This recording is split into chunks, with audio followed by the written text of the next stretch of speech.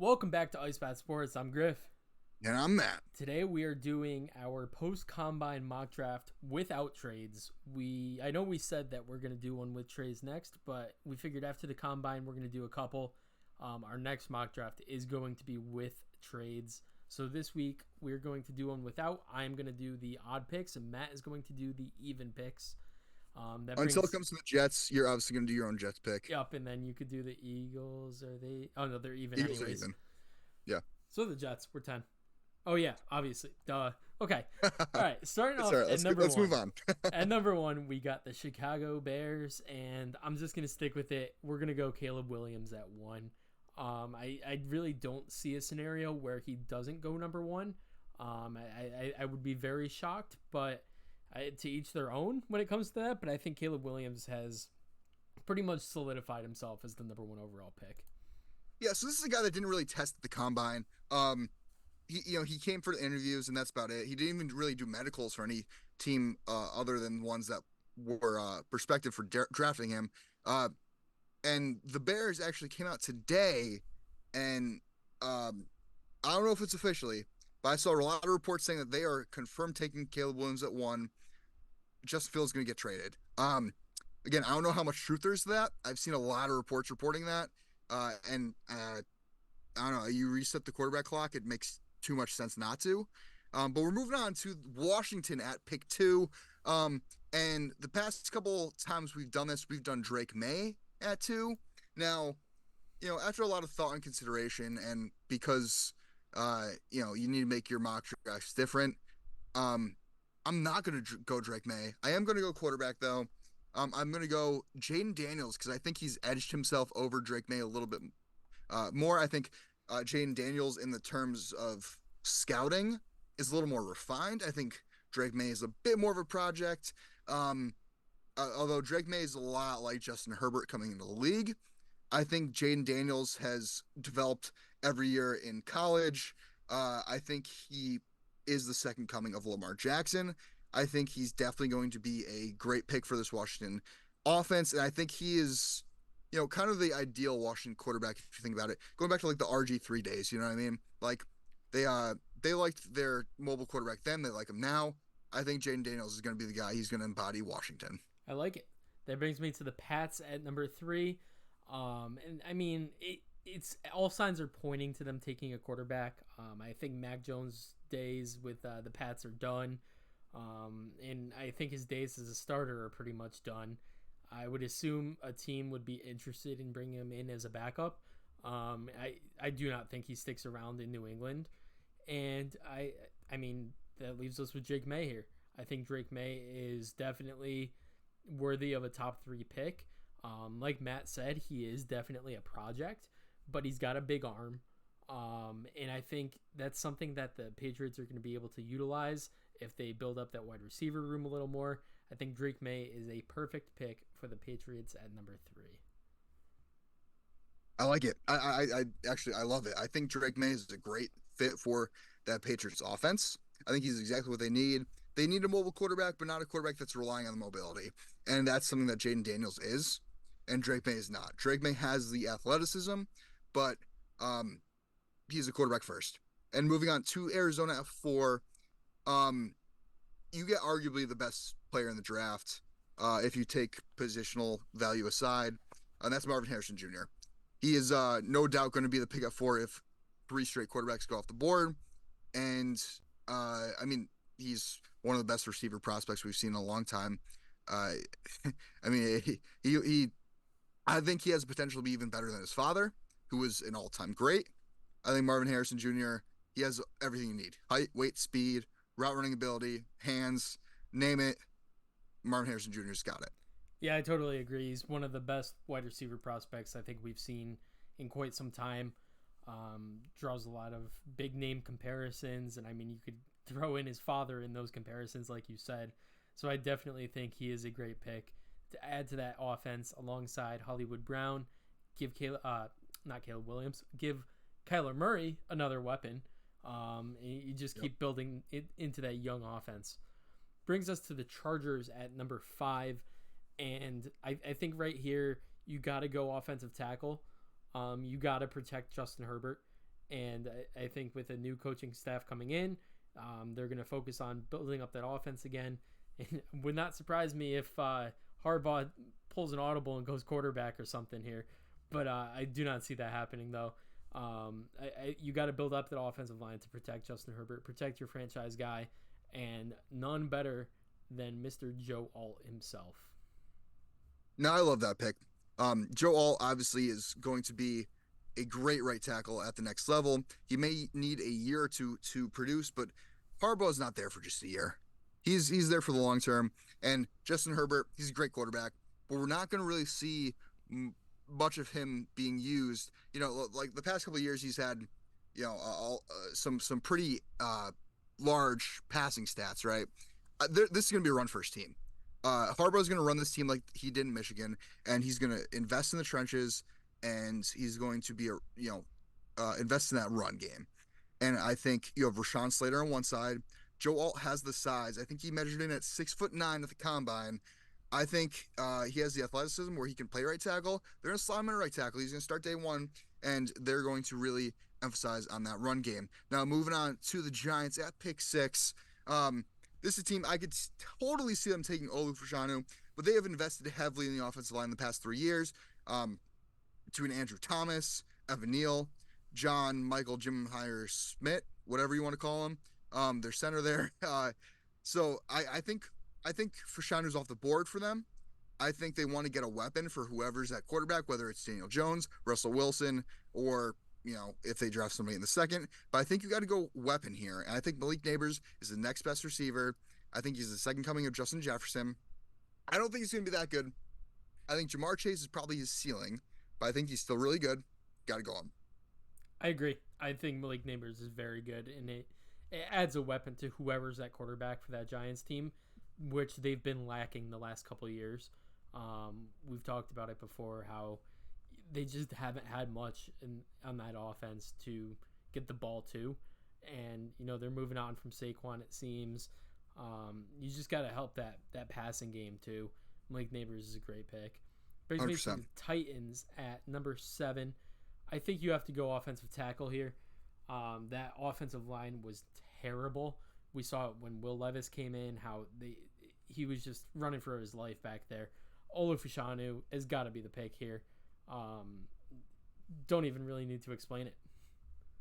Yeah. If you want explaining for that pick, go and watch the latest Fixing the Franchise series episode where I fixed the Titans. Probably the last episode of that series for the season, and I did all the explaining there. Moving on, we have the Falcons at pick 8. Now, I don't know where I should go with this pick because obviously right now the biggest need is quarterback. When your head coach comes out and says that the biggest need of the team's quarterback, your biggest need is quarterback. But I do think, from what I hear, is they are the front runners for Justin Fields. I think they gave a 3rd-round pick this year and a 5th next year and get him. So I'm going to base this pick off of that. I do think that they select not select, but I think they trade for Fields. And I think they're going to select a defensive player here. And I'm going to go with Dallas Turner.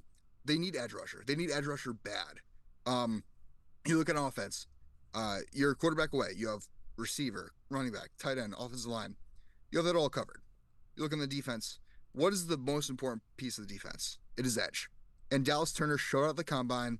Going in, he was probably edge rusher number 1. And the combine just solidified that. He put up great numbers. This is a no-brainer. Yeah, that brings us to the Bears at number 9. This you could go a couple different ways. I was about to take Dallas Turner at this pick if you didn't take him to the Falcons there. Dallas Turner definitely edge 1 in this class. And, you look at the edge position, you got Latu, who's also very solid. Jared Verse, who I like a lot.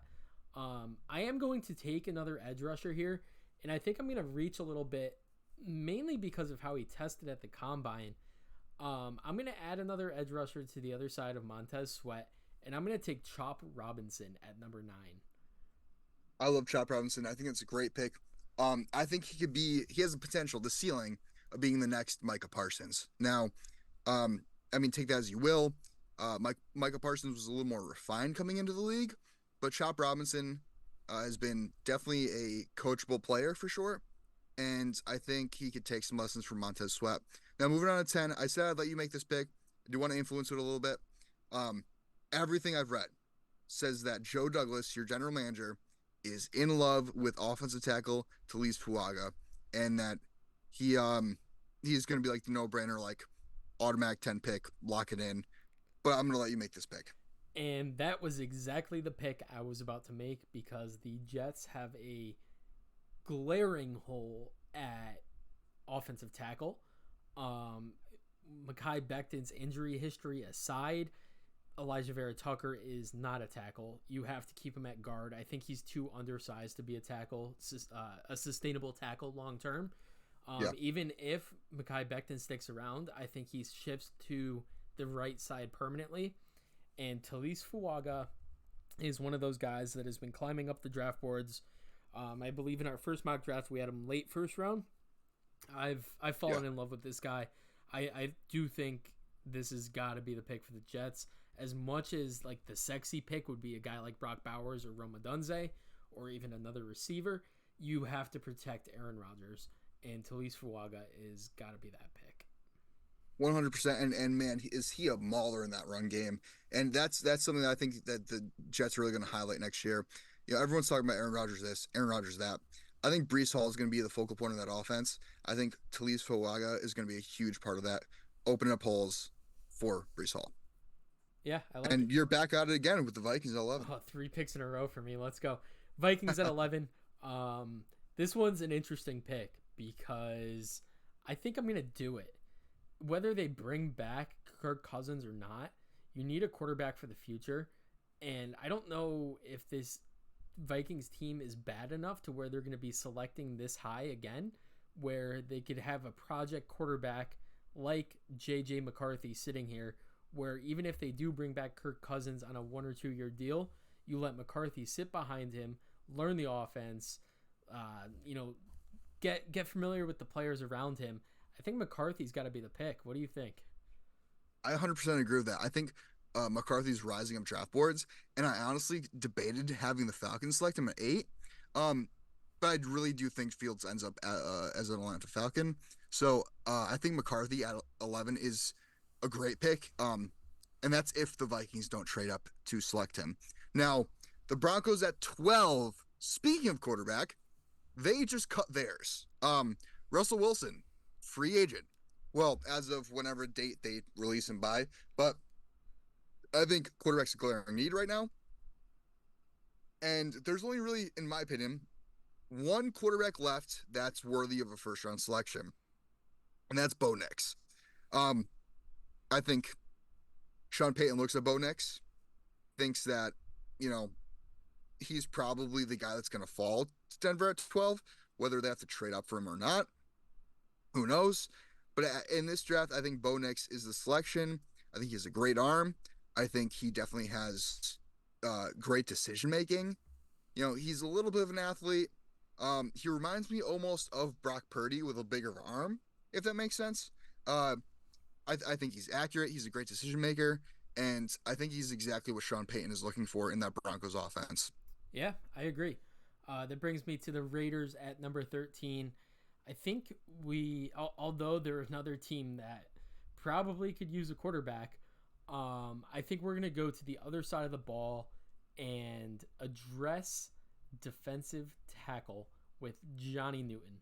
I think Newton is a guy that could fill into that defensive tackle role, be very effective in the run game, stopping the run.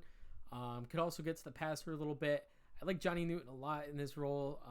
Build up that defensive line around Max Crosby, and you're building up a solid defense. I like it. I think Johnny Newton's somebody that's been very slept on, especially after the combine. Going in, he was somebody that technically was very technically sound. Just a great player, a lot of production, but he's not somebody that's been talked about enough. And the Raiders have just always been one of those organizations that base their selections on production. I think Johnny Newton is a great pick there. Now we have the Saints at 14.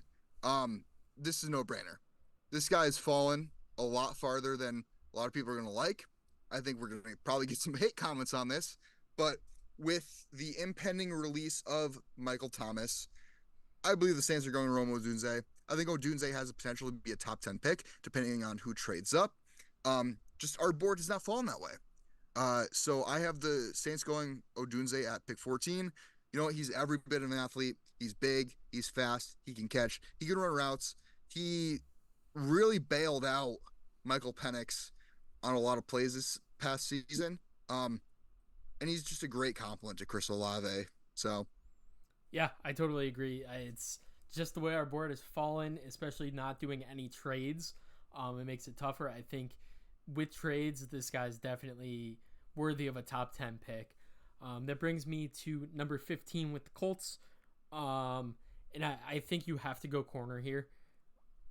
It's, wide receivers definitely in play, but bringing back Michael Pittman kind of helps that a lot. A guy like Adonai Mitchell, Brian Thomas, even Xavier maybe worthy of that pick. yeah, so I mean, like you have Michael Thomas that you franchise tagged, right? You have Josh Downs who showed out great last year. And you have Alec Pierce who's been okay. But yeah, I think it's definitely between a cornerback and Brock Bowers. I think personally it's a coin flip for me. I agree. I'm going to go with Terrion Arnold. I think he's cornerback 1A as of right now for me. Quinyon Mitchell tested very well, and he is flying up draft boards. I still love Nate Wiggins, and I still like Kool-Aid a lot. But I think I'm going to go Terrion Arnold as my cornerback 1, and that's going to be my pick at 15 for the Colts. No, I don't hate that pick at all. I think obviously it's a shock Brock Bowers is falling, but you assess the teams that are available, what they need.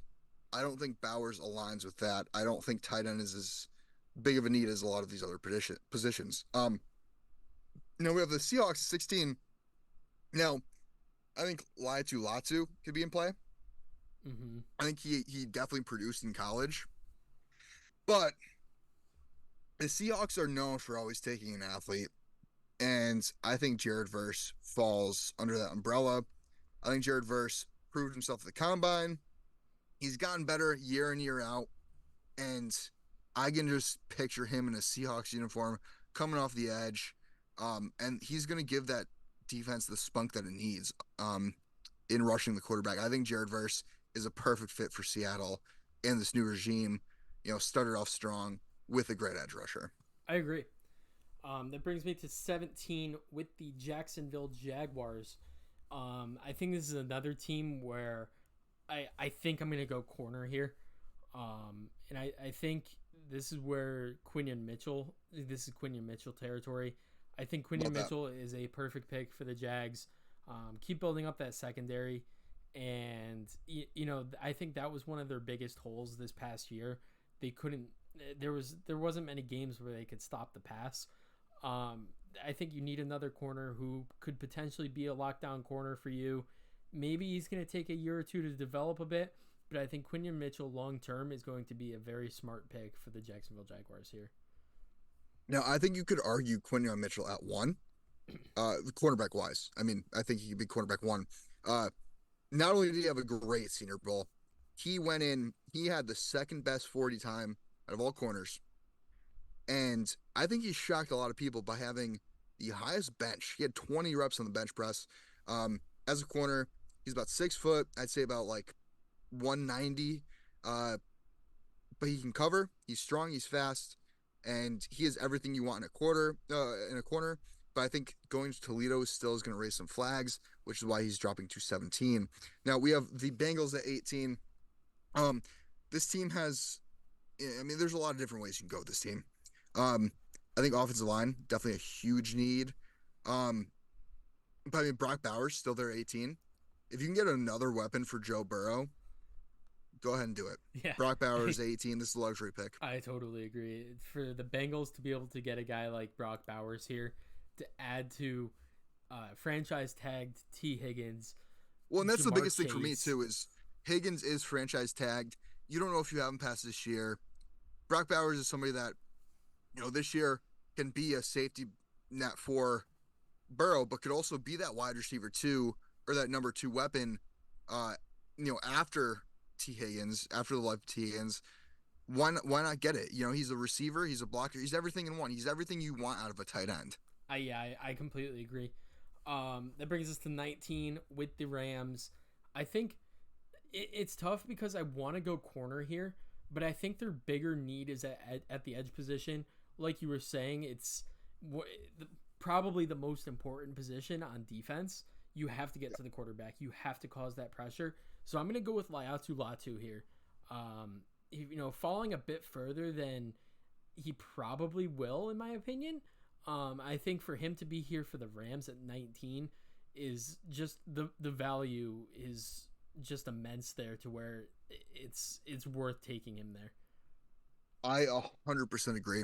Now, the Rams showed last year they weren't afraid to take players based on injury history or, the way they tested, and they did that with Puka Nacua. I think Latu is the next Puka Nacua in terms of, I know that sounds silly, but in terms of the defensive side of the ball. I think Latu is somebody that can perform and can produce, but I don't think he tested the best. I think his injury history is a little shaky. I think the Rams, have the cojones to go and take him. I think he's going to be a big producer for that defense. I agree. And they drafted some late round guys last year that really produced, like Byron Young. And I think that Latu would just tie it all together and really take that defense to the next level. But move on to the Steelers. Now, I could see them going a lot of different directions with this pick, but I think you need to add somebody next to Joey Porter Jr. I think the offensive line is good enough. I personally think they go out and get Russell Wilson. I think you need to give him a defense. You need to give him a secondary on that defense. And I think Nate Wiggins, who is somebody that went out and absolutely showed out in the combine. I know he got hurt during the 40-yard dash, but he did put up a 4.28, which is pretty insane on top of already, great coverage skills that he, showed at Clemson. I think Wiggins has to be the pick here. Yeah, and I believe it was just a hip flexor, correct? Yeah. He's not going to miss significant time, so he'll be ready. And I don't think that's really going to cause him to fall. I love that pick. Alongside Joey Porter, you're building up a very good young secondary to, take away that passing game of opponents. I love it. Brings us to the Dolphins at 21. I think you have to go offensive line here and protect. I think there's Tua. a glaring guy right there at the top of the board, to be honest with you. Latham, however you pronounce it. I mean, this is a guy that is, he played at Bama, so he can play against the top level in the country. And not to take over your pick here, I'm sorry. Yeah, no, that was gonna be my pick anyways. So yeah, this is a guy that there's some uncertainty on the offensive line for the Dolphins. But Latham is a guy that, if you need be, can shift over to guard if you need him to. And I think that versatility on top of, just the pro readiness, kind of solidifies this pick. I agree. Now, my Philadelphia Eagles, a lot of different ways I can see us going. I don't think cornerback's as big of a need as a lot of people are giving us credit for. I agree. You guys have a lot of young talent that's still developing, like Eli Ricks and Keely Ringo. Agreed. And we also signed Isaiah Rodgers over from the Colts last year, who spent the year suspended because of gambling. Big time gambler. Yeah. And we took a shot on him. We gambled on him, but I don't think I think secondary can wait. And safety, we have 2 second-round picks. A lot of great safeties fall to the second round. Knowing Howie Roseman, knowing how he drafts, I really think that this is going to be an offensive line pick. Jason Kelce retired. Cam Jurgens probably moves over to center. I think you try to get a successor for Lane Johnson, while also, getting somebody that can plug and play at guard. And as much as I like Amarius Mims, he doesn't have a lot of a starting experience. I like Tyler Guyton as an Oklahoma guy, but I think right here, at the way the board's fallen, I think Troy Fautanu has got to be your guy. Yeah, I think he has a great balance of experience, potential, and versatility. Yeah, That's an Eagles pick. Beef up that O line because we've seen how it works. And especially if you could, he doesn't have to start day one. It's a guy you could develop a little bit, get familiar with that offense once again. Yeah, I don't see any reason for them to pass on him. Brings us to the Texans at number 23. I think this one's tough. I don't think wide receivers as big of a need as a lot of people think. You have Nico Collins. You have Tank Dell. You've got a developing John Mechie, who at the end of the season, showed a lot. You just brought back Dalton Schultz. You have enough weapons on offense. I think you have to go on the defensive side of the ball. I think you go corner, and you either go with a guy like Cooper DeJean, who for some reason is listed as a safety. I believe he plays corner in the NFL. But I'm going to take Kool-Aid McKinstry with this pick. I like it. You get a guy that's definitely a technician at the cornerback position, and you put him next to Derek Stingley, who's an athlete, every bit of an athlete.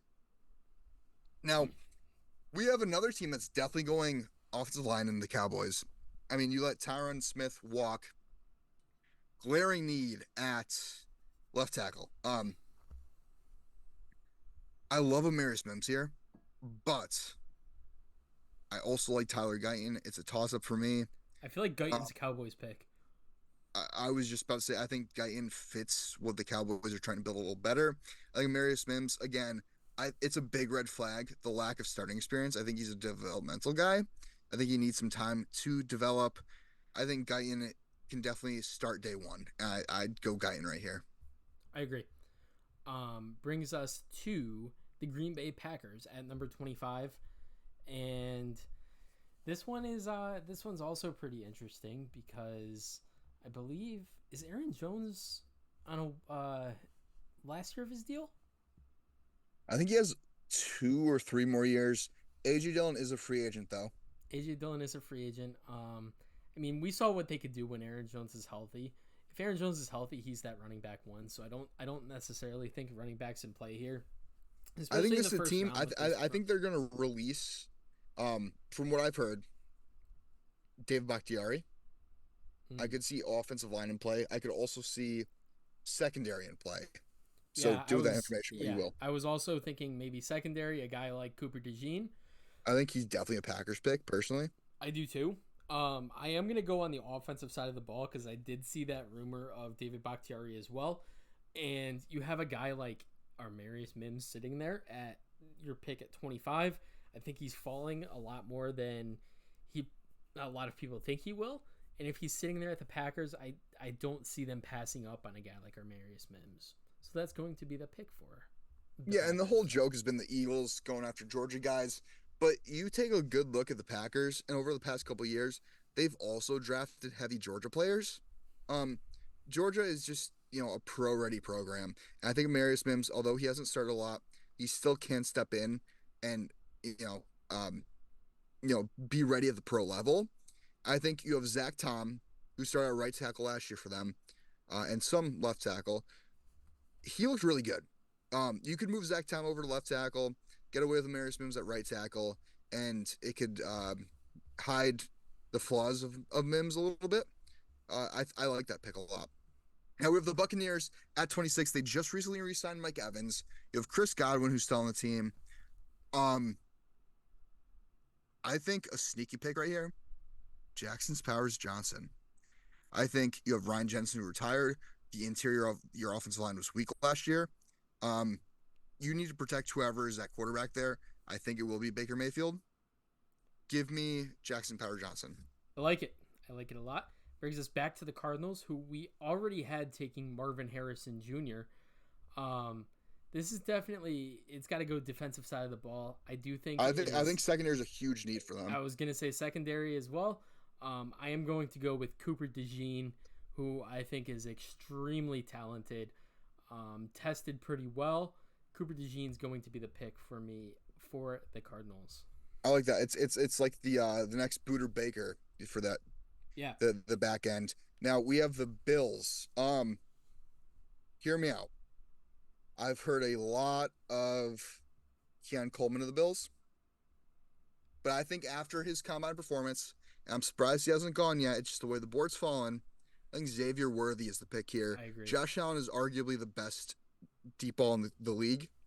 I think Xavier Worthy can really take advantage of that. That's something that Gabriel Davis can really capitalize off of. I think Worthy's a great fit here. Pair him with Stephon Diggs, Khalil Shakur, and you have and Dalton Kincaid, Dawson Knox, all of them. You have really big deep threat there in Worthy. Yeah, I completely agree. Brings us to the Lions at number 29. I think they go defensive line here, whether it's edge or D tackle. I do like Byron Murphy the second from Texas a lot. As do I. This is going to be my pick for the Lions. Beef up that interior of the defensive line. Handle that run game. You've got Aiden Hutchinson off the edge, who's a difference maker already. Add to that interior, Byron Murphy is going to be the pick. Yeah, now we have the Ravens. Now I think this is a pick where the Ravens could potentially trade down. Mm-hmm. I think that there's definitely a couple players left on the board that a team may want to trade up for. Maybe it's, someone like Michael Penix, where a team wants to get that fifth-year option. But as of right now, it is the Ravens, and you have the speedster in Zay Flowers. Keon Coleman, a great compliment to that. Mm-hmm. I'd go Keon Coleman here for the Ravens. Now, Rashad Bateman didn't really work out. Odell Beckham Jr. is a free agent. Get another weapon for Lamar Jackson in Keon Coleman. Yeah, I love that pick a lot. I think he complements Zay Flowers really well.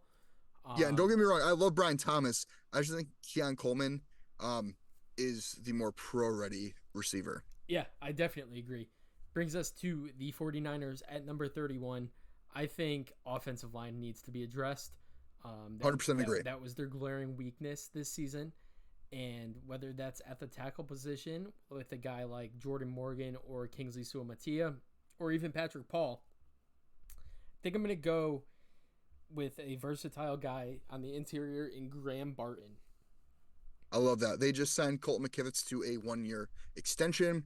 Graham Barton, play center, play guard. Hell, if you need him to play tackle, he'll do it. Tell him to jump, he'll ask how high. Graham Barton's that guy.